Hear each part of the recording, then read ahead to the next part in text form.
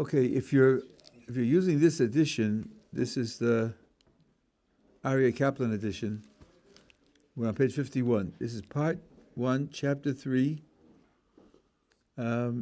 paragraph 8, of which we've done half. Now, this is a continuation of the discussion we had yesterday. I want to make one remark, which I didn't put in yesterday, but I think it's an interesting consequence of what we're saying. Again, Adam and Chava were created in such a way that they embodied the whole of humanity. Is it on? Yeah. Okay. They embodied the whole of humanity. We are all slices of their soul. So that idea answers a question, a famous question that people ask. Adam and Chava were put into a certain world with a certain character, very different from ours, as we said yesterday. They were given a job, given a challenge, and they failed. Okay? So they failed. And they were expelled from the Garden of Eden. Fine. Now I come into the world, give me my chance. Give me my own chance. Put me in the Garden of Eden and let me try. Why should my challenge be different from theirs? Why does their failure affect me? See, if I were really an entirely different person, that would be a very good question. Why were they special? Let me try the same task and see if I do better. But once you understand that every one of us is a slice of their compound soul, it means we were there. We participated in that failure. We were allies in the joint decision to fail. So every one of us is living out the consequences of his own participation in the failure. That's why it applies to all future people, because they're not really new. They're just slices of the old. Okay, so I think that's a question that people ask, and it gets a very nice economical answer in this way. Okay, now,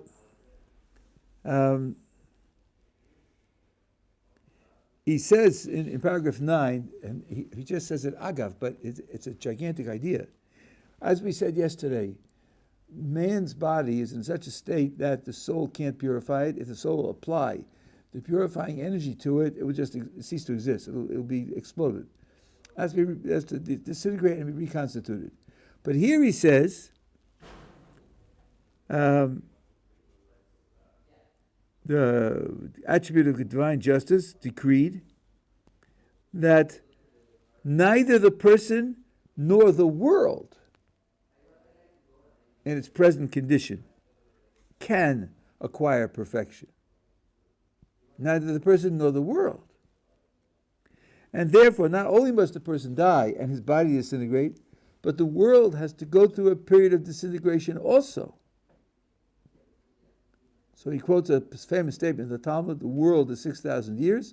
The 7,000, the world is destroyed.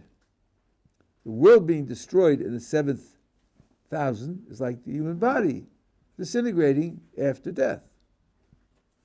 And then the world is, so to speak, resurrected after the 7,000. A new world is made out of it, which then can acquire perfection, its perfection, and then it too is eternal.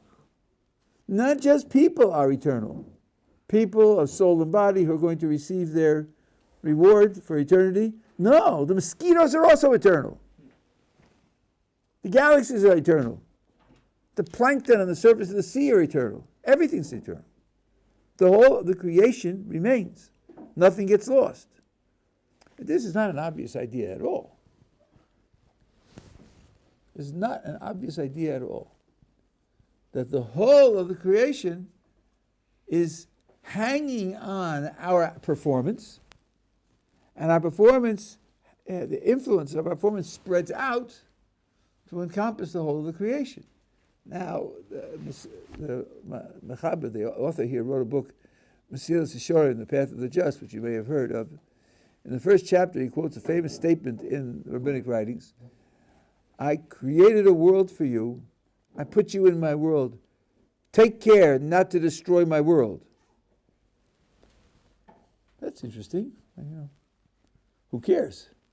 If the whole story is just our career, a career of free will, obeying HaKadosh Baruch Hu's commands, fulfilling His will, drawing close and attaching to Him, becoming as similar as possible for Him, as we've said, what difference does it make whether the trees flourish or are destroyed? So what?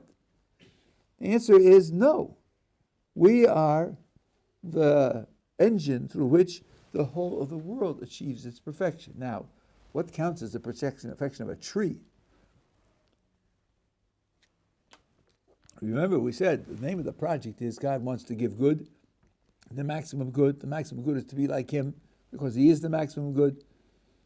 So He creates a project where people with free will can act on their own and be independent to some extent, and they can create moral and spiritual qualities, which then make them resemble God and connect to God. All of that is our project. But now, what we're being told is that the trees participate also. The trees have to be perfected. They have to realize their potential in some way so that they can qualify also to be part of the world to come.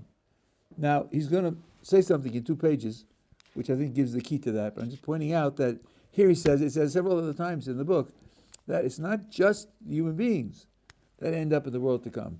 The whole of the creation achieves a perfection, and all of it is there in the world to come.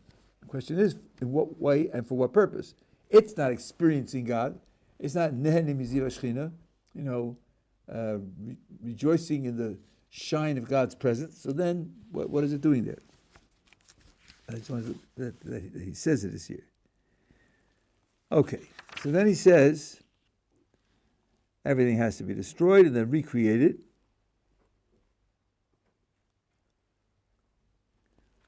I just told you.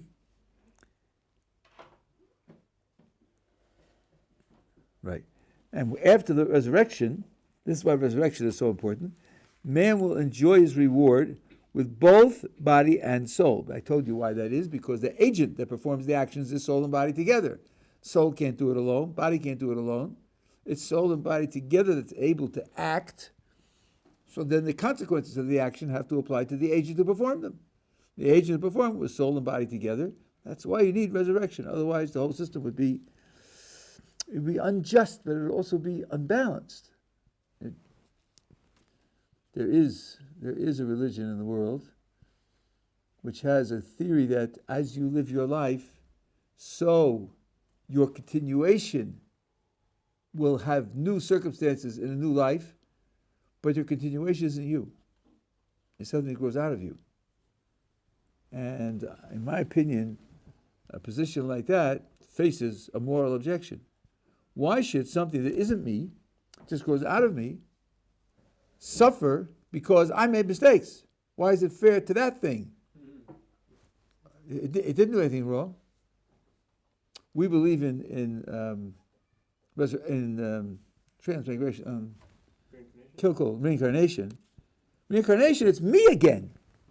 So I did things in this life and it had various consequences. I have to come back 500 years later, but it's me again because they're the results of my actions. So I'm coming back to live out the consequences of what I did. But if it's something else, it just sounds, unjust. They may not care about our sense of justice, but that doesn't mean it isn't unjust. It is unjust. Okay. So now, he says, people will not be all equal in the world to come. Their rewards will be different, and it will be depending upon their efforts. I told you this, and he says it 3 times in the book also. And not dependent upon your accomplishment, it's dependent upon the amount of your effort. And we explained why, because the accomplishment isn't yours. Accomplishment is always something that God gives you. It's a gift. All you have for yourself is your struggle to make the right decision. But once you make the right decision, whether it operates, whether it happens or doesn't happen, is not up to you. Now, God has a policy of almost always causing the body to do what the soul decides should be done. It's his policy, he's doing it, and he has that policy. There's a very good reason for that policy. And the reason for it is this. Let's think carefully about what we're deciding. I'm deciding what to do. What to do. Let's see, shall I send an email? Shall I not send an email? I'm deciding whether or not to send an email. Of course, to send an email, my muscles have to function normally. You may have had the experience of getting a cramp in a muscle, and that's a very graphic demonstration that you're not really in control of your body. It's just almost always God causes the body to do what you want it to do, so you have the illusion of being controlled. When you get a cramp in a muscle, you say to the leg, you're in the water, you're swimming, and you get a cramp in your leg, and you say to the leg, kick! And the leg says, no, not kicking, sorry, cramped up. So, okay. Sometimes when I tell the leg to kick, it doesn't kick.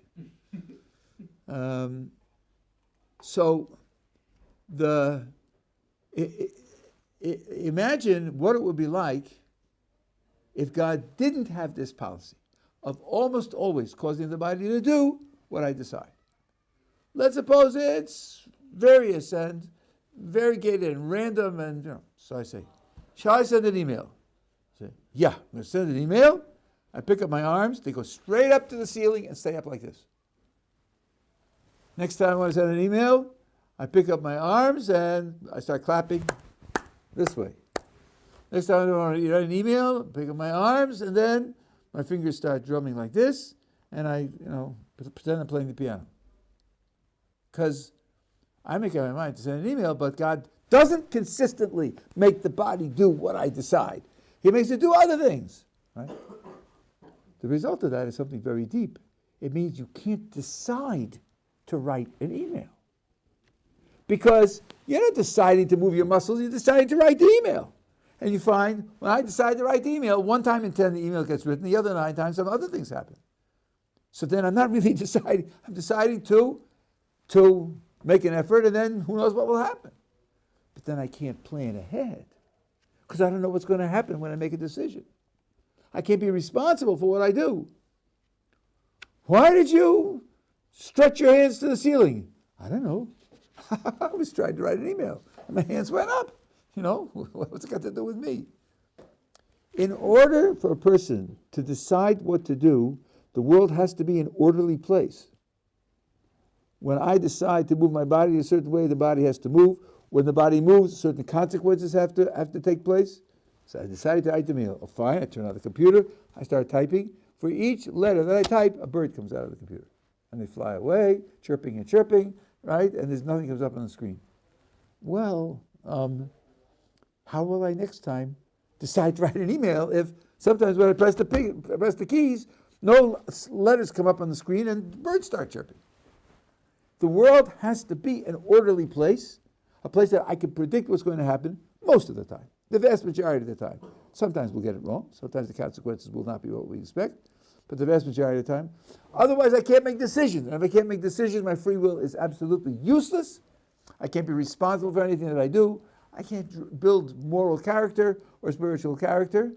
That's why the world is regular. The world is regular because otherwise the challenge for us to exercise free will and to build ourselves morally and spiritually becomes impossible.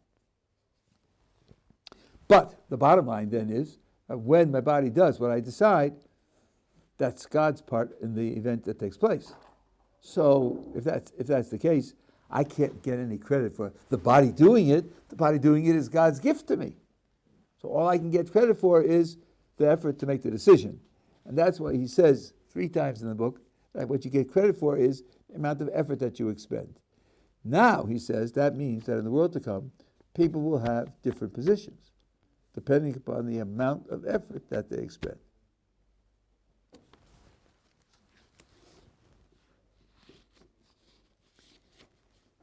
Now, since the procedure now for our world after the failure of Adam is that there's death, Death is a separation from the soul from the body. And by the way, I want you to know, I was at a Gateway seminar for Rosh Hashanah maybe 15 years ago, and there was an Israeli there, and he said to me, Rabbi, you people talk about the world to come and the soul, the body, and so forth and so on. You know, don't you, that ancient Judaism doesn't know anything about the soul and the soul living a life separate from the body and so forth and so on. Ancient Judaism doesn't know about that. Look at the promises that the Torah gives for doing God's will.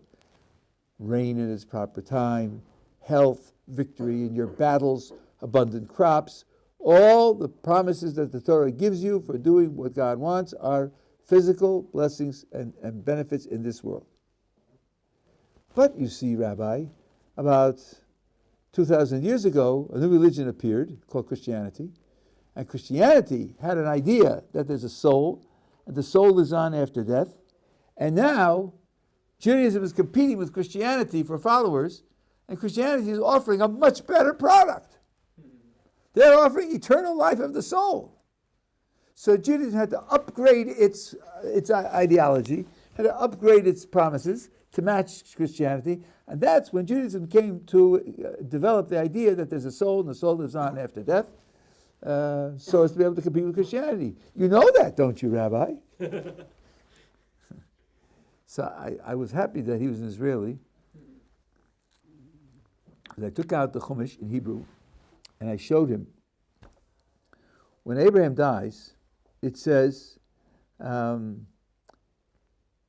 Abraham died, and he was gathered to his people, and his sons buried him in the burial ground.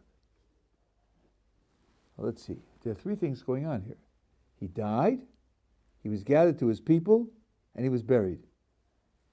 So, I know what dying is, at least by description. I know what burial is. And he was gathered to his people. What's that?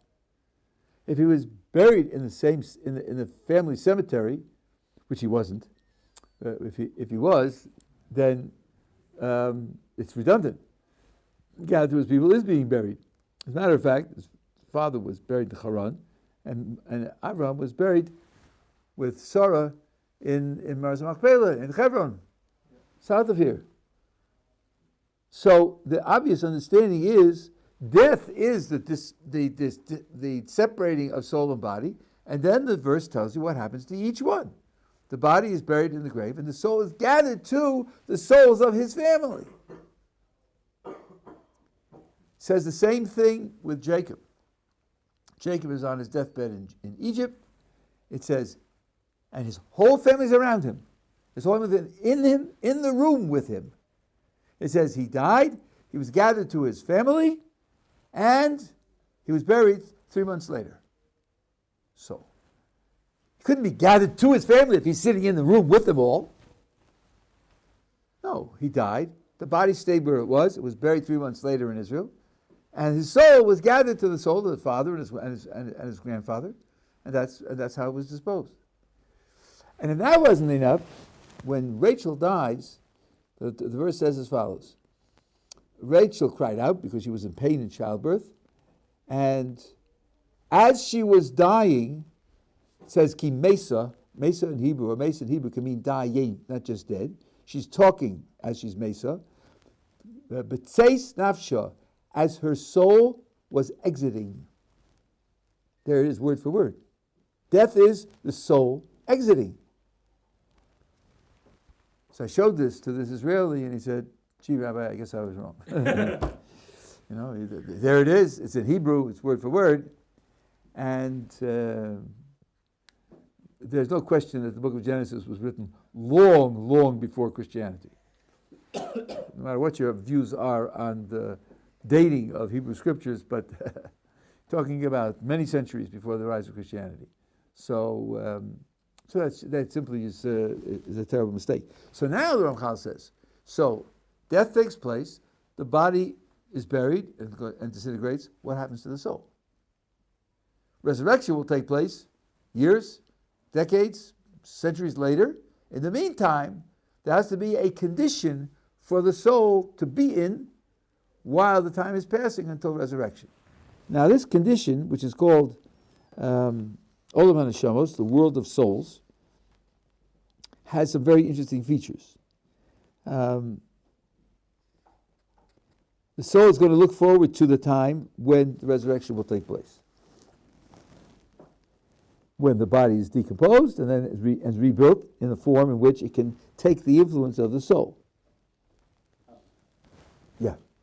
So just referring to what you just said before, the Yetziat Nefesh, does that mean that somehow the neshama is not really in the body? Like it's not, right? It's like only the nefesh is the actual. Okay. I have to explain to you because you seem to know some Hebrew. These words are used in different ways in different places. Here, the word nefesh, for example, Maimonides does not use the word neshama at all. You know, a neshama for Maimonides is what cows have. Cows have a neshama, not people. People have a nefesh. And the reason is because in Hebrew, neshama comes from the verb linshom, which means to breathe. And the last time I checked, cows also breathe. So if they breathe, they are no shame. And if they have no shame, they have a neshama. And when they die, that neshama leaves them, and that's why they're dead. The human being has a nefesh. A nefesh is the spiritual part of the human being, according to Maimonides. The nefesh lives on forever in the world to come, not the neshama. So you have to realize that these words are used differently by different authors in different svarim. And here, in the biblical text, very often, nefesh means the spirituality of a person. That very often that means it. In fact, when Adam was created, it says God breathed into his nostrils nishmas chaim, vayehi lenefesh chaya, and it became a living creature.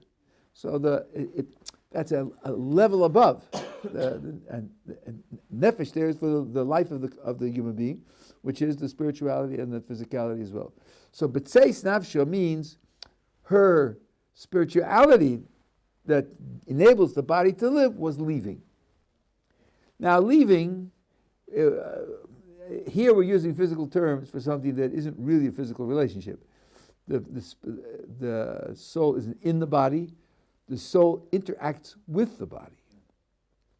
But since the soul isn't a piece of physical material, it doesn't have a size, it doesn't have a shape, it doesn't have a consistency, it's not radioactive, it's not, doesn't glow in the dark, it's not an aura that you can see with your mystical eyes, and so on and so on. The neshama is the spiritual part, is a non-physical thing. And there's a certain association between the non-physical and the body. And that association is severed. The soul no longer has any effect on the body. And that's why the body dies and the body disintegrates. So that's really what's going on. And what he wants to describe now is what happens to that spiritual part, which in English we call the soul, what happens to that in the meantime. Okay? So you can't in Kabbalistic terminology, there's 5 different elements in the soul. Nefesh, Ruach, Neshama, Chaya, Yechida. And Nefesh is a name for one part, Neshama is a name for another part, only a part, 1 out of 5. And then they play different roles. And sometimes Neshama is used for the whole package. And it's complicated. Every place you look, you have to ask yourself, what's being talked about? And by the way, this is true in general in Jewish talk, and I think it's generally true in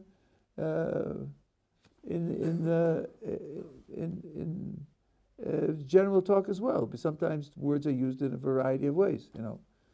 Man can be a word for the species, the human species, or it can be used for the male sex. Just depends upon the context. What's Torah? Well, maybe it's the 5 books of Moses, or maybe it's the whole of the written Bible, or maybe it's the written law together with the oral law, or maybe it's the sum total of all legal and philosophical work that's been done by Jewish scholars throughout the ages. The word Torah has many different uses. You just have to get used to it. That's the way things are expressed. Many things are like that. Okay, so I have the soul in the soul world. Now, what happens while it's there? Well, it's there. First of all, the soul struggled in this lifetime to make right decisions. And for the sake of that struggle, the soul experiences a great sense of joy, a great sense of happiness, because of the results of its spiritual efforts. It deserves to feel that way. It deserves to feel the sense of closeness that it created with God through the decisions that it made. But there is a defect, a very substantial defect to the condition of the soul in this soul world.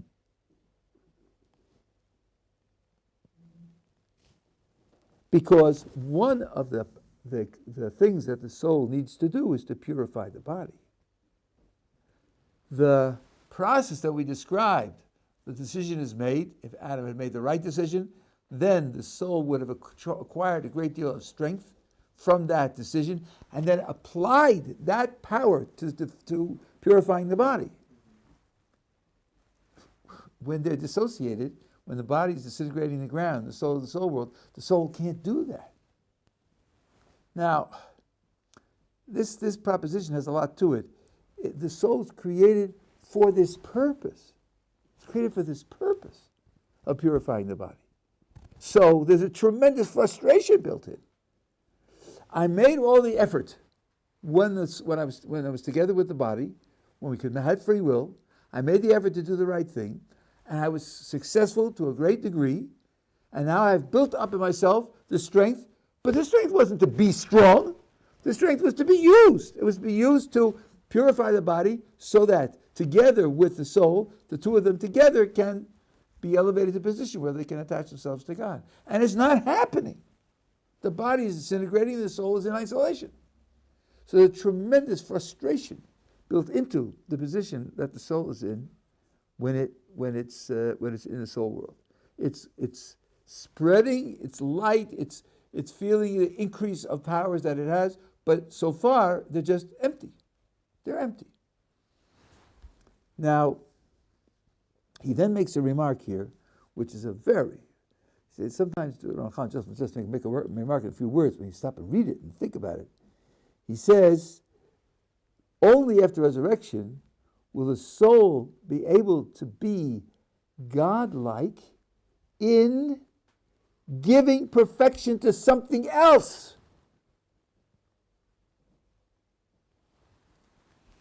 Oh ho! Let's think about this. God created a world of things that are imperfect so that they could become perfect. God's effort is in creating a world with potential, and that potential is not automatically actualized instantaneously. No, there's a process of actualizing it. So God does this for the whole of the creation. Do human beings do anything similar? Well, the soul is given a body. The body has great potential. The body has the potential of becoming an ally of the soul instead of being an enemy of the soul and creating free will by opposition to what the soul wants. It has the potential to develop into an ally of the soul. That would be its spiritualization. And the soul, through its free-willed efforts, produces that spiritualization of the body. The soul is acting in a godlike manner. The soul is acting in a godlike manner. It is enabling something other than itself, in a certain sense. I'm going to modify that in a second. But it's enabling something other than itself, other than the soul itself, to achieve its potential for perfection. So this is we talked about the similarity of the soul to the body, talked about the similarity meaning possessing the greatest possible good. Here's a very deep similarity. We mentioned it yesterday in the name of Rabbi Moshe Shapiro, that just as he creates worlds, so you create worlds. Here's a way in which the soul creates a world by taking the body, which has full of spiritual potential, unrealized, and acting in such a way as to transform it into something spiritual. Now, when I said this in the shir maybe 20 years ago, a student asked a very, very sharp question. He said, well, listen, Rabbi, you've told us that the human being is really body and soul together. So the body is a part of the whole human being. Now you're telling us that the soul, by its free actions, spiritualizes the body. You also told us, I told you a half hour ago, that not only does the body become spiritualized and perfected, but the whole of the world, the mosquitoes, the trees, the plankton, the galaxies, all of it gets perfected. So, says the student, if I look at the activity of the soul, activity of the soul is really split into two categories. When the soul operates on its body, it's acting to perfect part of itself. When the soul operates so as to bring perfection to the mosquitoes and the redwood trees and all the rest, it's bringing perfection to something which is not itself. So the soul's activity is split into two categories, working on perfecting part of itself, and on the other hand, working to perfect other things which are not part of itself. And his question was, is God's activity of bringing perfection to the world also split into two categories? Part of which would be, so to speak, himself, and part of which would be not himself? Is it also split? Is it parallel in that way? So I said, first of all, boy, that's a good question. That's a very, very good question. I thought about it for a while. Now, my first thought was, well, it doesn't have to be. There are differences between the infinite creator and finite creatures. There are differences. So if this wasn't parallel, it wouldn't be the end of the world. But I thought about it. And then I was reminded of a rabbinic comment, which is we use a lot, and that is that the soul is a chelik elokah mima'al. The soul is, now literally, if you're 9 years old and using a dictionary, it says the soul is a piece of God on high. Now you say to the 9-year-old, listen, don't make a mistake. God is not a salami that you can slice up into slices. Don't take the words that way. But what it means is this: if you look at the whole of the creation, of course, we're all created, we're creatures, we're not creator, and so forth and so on. But there's one creature that expresses godliness more directly than any other creature. It's more godly than any other creature, and that's the soul. That's what it means to say that the soul is a piece of God on high. Not that you can slice God up into pieces, but when you look at the world, there's one thing which has more godliness in it than anything else, and that's the soul. So if that's right, I said to him, it was like 2 months later because I had to work on it. I said to him, maybe what you say is right. When God, so to speak, looks at the whole of the creation, and he looks in terms of its achieving its perfection, there is a two-category approach. There's the soul, which is a chelik elokah mima'al. It's a direct expression of godliness in the world. And then there's everything else which isn't a direct expression of godliness in the world. And it would be reasonable to think that God's relationship to souls is different from his relationship to other things which aren't souls, which aren't, so to speak, expressions of godliness in that way in the world. I was just reading a sefer, learning a sefer, when it says, if you look at the structure of the world, there's a throne of God, so to speak, and then next to the throne of God are souls surrounding the throne, and the next layer is angels, who are further away. Thank you. They're further away. Because whatever qualities they have, and which are temporarily superior to human qualities, but they don't express godliness in that way. Only human souls do. So then there's going to be this same double category for God's activities and for our work. So that means, again, we're very, very similar to what God is doing. This is a very, how would I say, noble, almost august picture of the way in which the soul is godlike. It not only is godlike in having certain moral and spiritual qualities, but it's godlike in the process that it's engaged in, bringing perfection to something other than itself. It's partly to itself and partly to something else other than itself. You got a question? Yes, Rabbi. This is similar to the topic we kind of discussed yesterday in terms of some things being partially independent from Hashem. But this implies, I think, on a bit of a higher level, that some things can be indirect from Hashem. Are we allowed to assume that in this sphere, like something that's partially independent can also be not direct? I'm not quite sure. I'm not quite sure I'm following you. Are you contrasting the soul with the redwood trees, or are you contrasting the person with free will because God doesn't cause his actions? I'm thinking more about the angels. About the what? The angels and their. Well, there are two different things to ask. One is, to what extent does their nature express godliness, express it? And the other is, how did he produce them?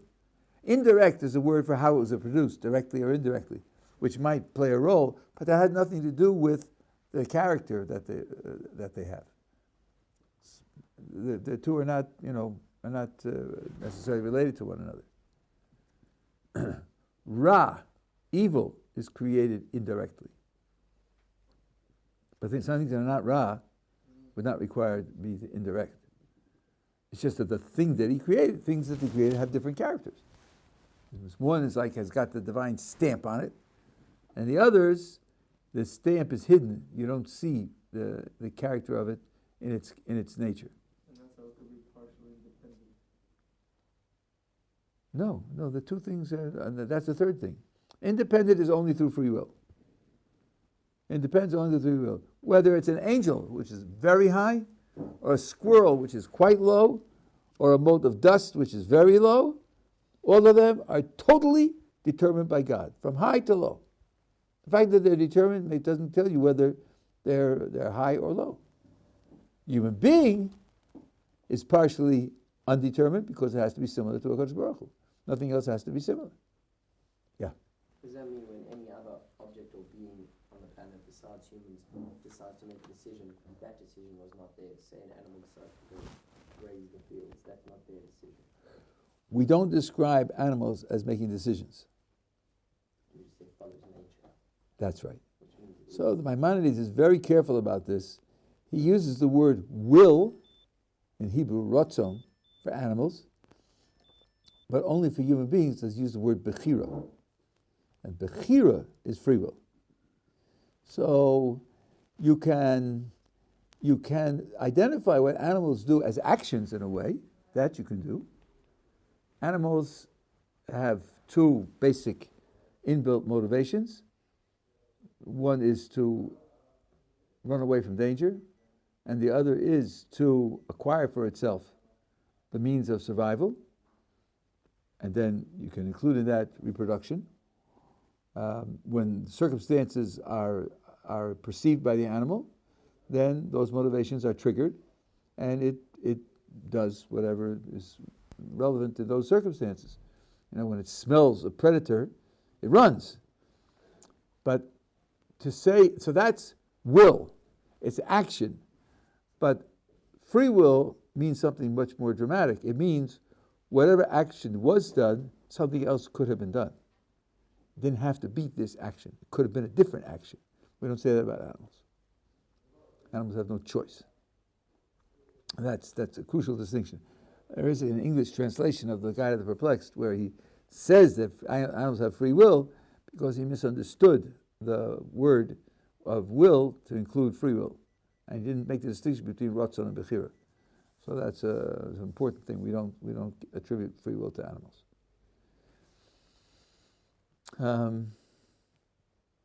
And the reason for that is what we spoke about a couple of weeks ago, that free will requires competing motivation. You have to have two alternatives and something draws you to each one, something pulls you to each one, and free will makes the decision between the two of them. So you have to have competing motivations. The way in which competing motivations is achieved for human beings, because you have a soul and a body, the soul is pulling in one direction, the body is pulling in another direction. The animal doesn't have that. There's no competition. Okay, so that's the situation of the soul in the soul world. On the one hand, It's enjoying the fruits of its labors in terms of its own development, its own spiritual growth, but it's facing the terrible frustration that this spiritual growth was for the sake of purifying the body. That's not happening. That's why the soul will be longing for resurrection.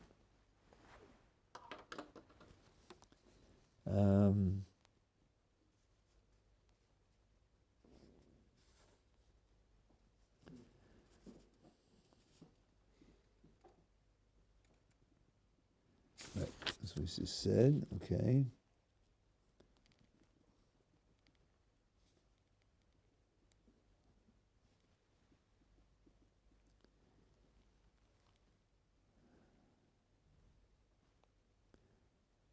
Yeah.